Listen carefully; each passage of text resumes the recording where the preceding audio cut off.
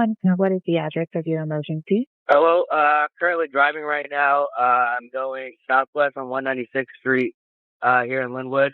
I just got off the highway heading to work right now, and this lady almost pushed me off the road, and I kind of just pulled up next to her at the light. Dispatch audio timestamped 11:06 a.m., December 2nd, 2024. She pulled a pistol out at me.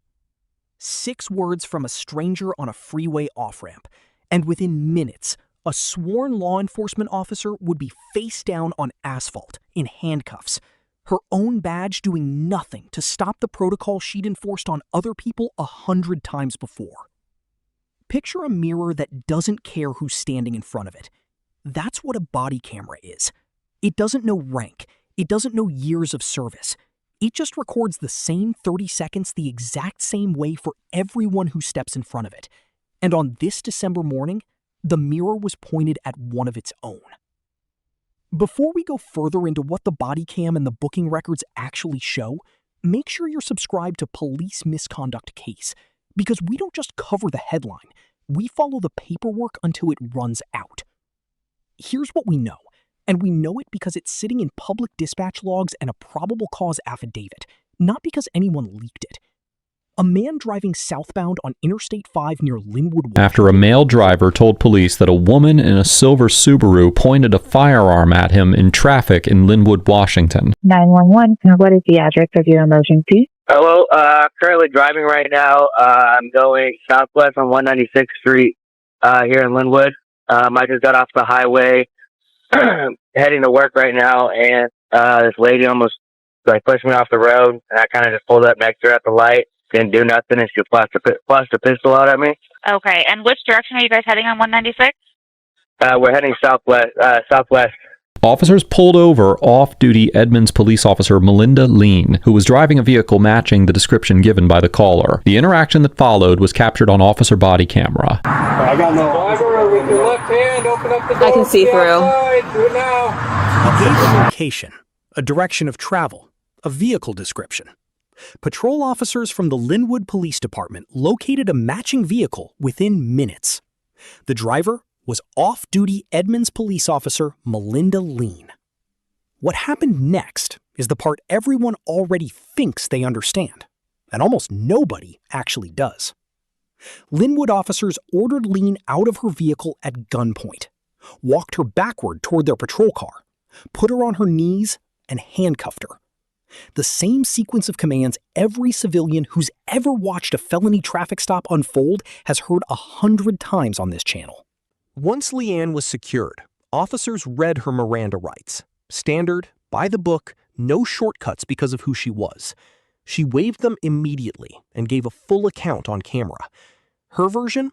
She'd been merging off the freeway with her signal on when another driver refused to let her in, then tailgated her, swerved toward her car twice, and flashed his lights the length of the off-ramp. At the next light, she says, he pointed his fingers at her in the shape of a gun.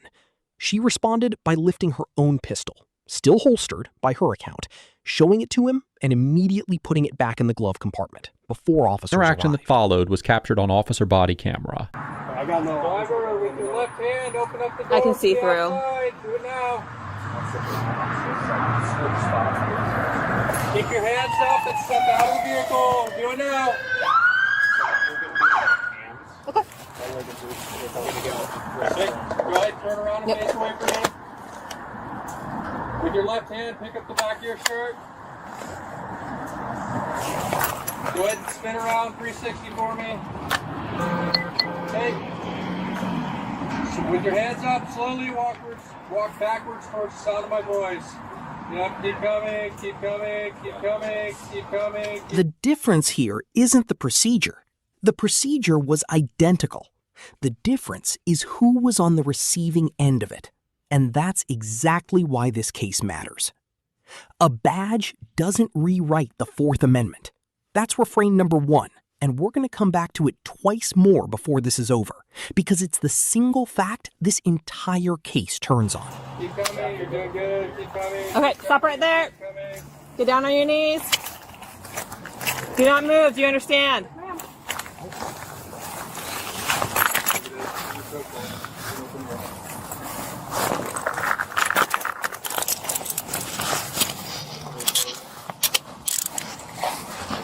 All right, I'm gonna put you down real quick. You got it.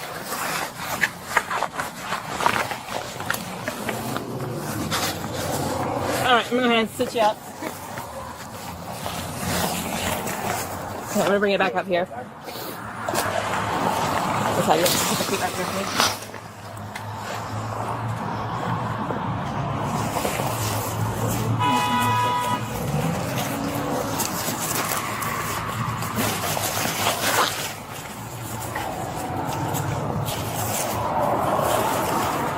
Is this your vehicle, ma'am? It is, yes. Okay, I'm just gonna read you something real quick and then I'm gonna chat. Okay. Understood? All right, so you have the right to remain silent. Anything you say can be used against you in a court of law. You have the right at this time to talk to a lawyer and have him present with you while you're being questioned. Under Washington's assault statute, RCW 9A.36.21, second-degree assault includes not just causing bodily harm with a weapon, but creating a reasonable fear of bodily harm with one. Washington appellate courts have repeatedly held that the mere display of a firearm in a threatening manner, not just the act of aiming it, can satisfy that fear element. That single legal distinction is the entire reason this stop ended in handcuffs instead of a warning.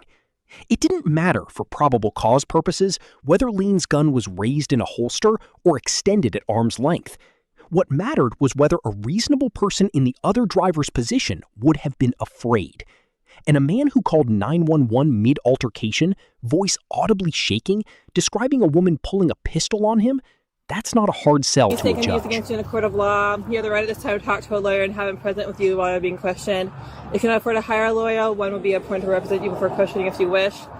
You can decide at any time to exercise these rights and answer any questions or make any statements. Do you understand your rights, ma'am? Yes, ma'am. Okay. What's going on today? Sounds like there was some issues back there at the traffic light. Yep. Okay, what's going on? So, driving southbound on I-5. Okay. I went to go merge to get off of 196. Had my turn signal on forever. That dude kept trying to get closer and closer. Didn't want to let me in. I was about to miss the exit on 196.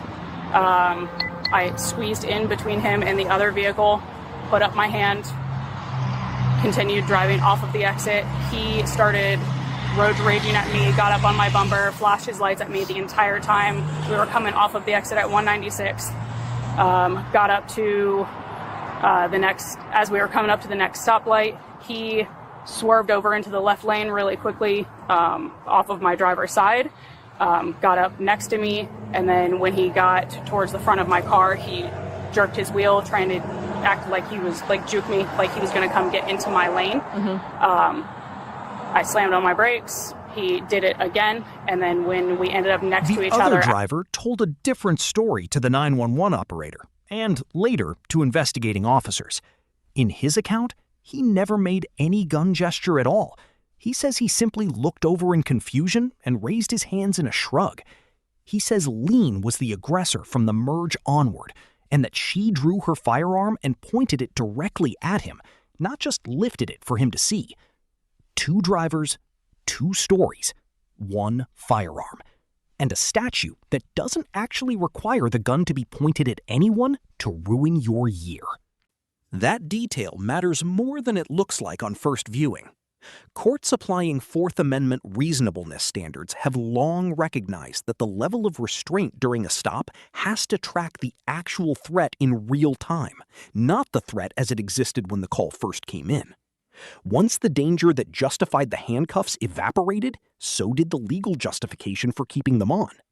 The Linwood officers adjusted accordingly, on camera, without being asked.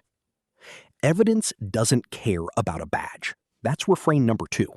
It didn't care when it pointed toward arrest, and it didn't care when it pointed toward releasing her from cuffs 10 minutes later. Same camera, same standard, both directions. Lean was transported and booked into the Snohomish County Jail on a second-degree assault allegation. A judge reviewed the probable cause statement and found it sufficient to hold her. She spent roughly 26 hours in custody before being released with conditions. Okay. All right.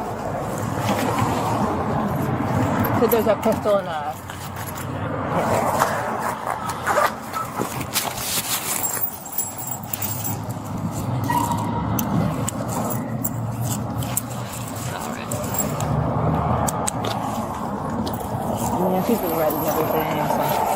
you go. You look familiar. Hi there. Hey. Would you like to see my ID? Oh, okay. Gotcha. Melinda. Okay, gotcha. After Officer Lean explains that her gun is in the glove compartment of her vehicle, she is released from handcuffs. So ask yourself the question this video actually hinges on. If the badge in that driver's seat hadn't said Edmonds Police Department, would the outcome have looked any different? That's not a rhetorical flourish. That's the test every contested probable cause case in this country is supposed to pass. By the available record, it passed. Once officers confirmed Lean's firearm was secured and out of reach in the glove compartment, not on her person, not accessible, they removed her handcuffs on scene. Okay, gotcha. After Officer Lean explains that her gun is in the glove compartment of her vehicle, she is released from handcuffs. As the Ninth Circuit Court of Appeals, which has jurisdiction over Washington State, explained in the 1996 case of Washington versus Lambert, officers have the authority to employ so-called especially intrusive means of effecting a vehicle stop, including the use of handcuffs and drawing weapons in so-called special circumstances, such as when the police have information that the suspect is currently armed, or when the stop closely follows a violent crime. Here, the other driver had alleged that Officer Lean was armed and that she had potentially committed a violent crime by pointing her firearm at him. However, once the officers determined that Officer Lean was not currently armed and that her weapon was This is where the case stops being about one road rage incident and becomes something closer to a stress test of the system itself. Because the Linwood officers on scene had a choice that a lot of departments quietly avoid making. Arrest a fellow law enforcement officer on the word of a civilian in a case where her own account wasn't unreasonable. Edmonds Police Chief Michelle Bennett confirmed publicly that Leachin was placed on administrative leave pending an internal affairs investigation, the standard administrative response when an officer on duty or off is criminally booked. As of this recording, Edmonds PD has not released the outcome of that internal review. I'll figure it out. How long have you been with Linwood? I think 2.5 years. It'll be 3 years in March. Okay. Yeah. You liking it so far? Yeah, I do. Good. Good. Did you turn your Opticom off? Well, turn your Opticom off yet? That's not why we need you to come back. Oh. We're trying to figure out what we have PC for. So, what did he say? Yeah. Okay. So, Bodycam going yet? It doesn't matter. Okay. So they're driving southbound on I-5. He's on the right side, getting off to go west on 196. I thought you were going to tell me this happened on I-5. That was going to change things. No. So then she's in the eastbound to go like other exit, the eastbound exit. Right. Here's the part that tends to get lost in the headline version of this story, and it's the part that actually deserves the most scrutiny. The prosecutors said no. On January 8th, 2025, the Snohomish County Prosecutor's Office declined to file felony charges. On April 1st, 2025, the Linwood Municipal Prosecuting Attorney's Office separately declined to pursue misdemeanor charges, stating that the city could not prove beyond a reasonable doubt that Lean wasn't acting in lawful self-defense. Two separate prosecuting authorities, 4 months apart, reviewing the same body camera footage, the same 911 call, the same conflicting witness statements, and both arrived at the same conclusion. Not enough to convict, even if there was enough to arrest. That gap. All right. So, Melinda, we've done our thing. We've looked at the whole totality of the circumstances, the whole bit. At this point, the PC's assault too. For what? For pointing the firearm I at didn't him. point it at him. He's saying I he did not. I did not point it at him. It's kind of the line that we have here is, well, you know as well as I do. Weapons apparently capable of producing bodily harm, brandishing, I do. assault too. The officer states that there is probable cause to arrest Officer Lean for assault in the second degree because the other driver claimed she pointed the gun at him. Sergeant Bear, I'm in the lane. He comes up. He swoops his car towards me. Mm-hmm. He swoops his car towards me again, which we all know that vehicles can be used as deadly weapons. 100%. Okay? He gets up beside me. I finally look over at him. He points finger guns at me. He points at me. I picked mine up with my left hand. I'm right-handed, picked it up. It's in its holster. I just held it up in its holster, not even in any sort of configuration. I did not point it at him, just, and then put it back down. And then he continued, like, making hand motions at me. A badge doesn't rewrite the Fourth Amendment. And apparently, it doesn't rewrite reasonable doubt either. That's the third time, and it's the through line of this entire case. Every stage of this process, the arrest, the release from cuffs, the declined charges, moved on the same legal standards that would have applied to anyone else behind that wheel. Not a softer standard, not a harsher one, the same one. So where does that leave Officer Lean? It leaves her in a position this channel doesn't often get to put someone in. Legally cleared, professionally unresolved. No criminal conviction. No formal exoneration either. An internal affairs file that, as of today, remains closed to the public. If her account is true, that she displayed a firearm only after being run at twice on a freeway exit and threatened with a finger gun gesture at a red light, then her response, while legally defensible under Washington's self-defense statute, RCW 9A-16.020, was still the kind of decision that ends careers even when it doesn't end in conviction. If the other driver's account is true, that she escalated from a routine merge into pointing a loaded firearm at a stranger in traffic, then no badge, on duty or off, should have insulated her from prosecution. And the fact that it apparently didn't insulate her from arrest is the system functioning, not failing. The light turned green, traffic started going. He's still... So I pulled into the other lane and I turned north to get away from him. I never pointed it at him. I never held it in a configuration that it could be pointed at him in any way whatsoever. Okay. He road raged me the whole way off. Like, as soon as we hit the exit, I'm backing away from the car in front of me to give them more space. He's on my bumper, flashing his lights at me, road raging me the whole time, coming up on my bumper. I'm using my turn signals. I get over into this center left lane. He swerves around onto the left side of me. He road rages me all the way up the road. He swoops his car in towards me multiple times. I don't react to any of that other than to make sure that I hit my brakes so that he's not behind me anymore. I'm not brake checking him, but I hit my brakes to make sure that he didn't hit the front end of my car. And then, like, I was on the phone with my mom. Like, I was talking to my mom. He gets up next to me. He points at me like he's going to shoot me. I just held it up. I didn't point at him. I didn't threaten him with it. Again, it's in its holster in the exact configuration that it's in right now. Like, I never pointed it at him. I didn't act aggressively with it in any way. Like, he made the threatening motion towards me. I did not make the threatening motion towards him. Okay. It was all a reaction to his road rage towards me. All right. I've heard everything you've had to say. My hands are tied. All right. Sorry I got to do this. Okay? You throw them back for me? Yeah. Please? Yes. Yeah. Thank you. We won't forget those. Any shoulder issues or any reason why you might need two cuffs?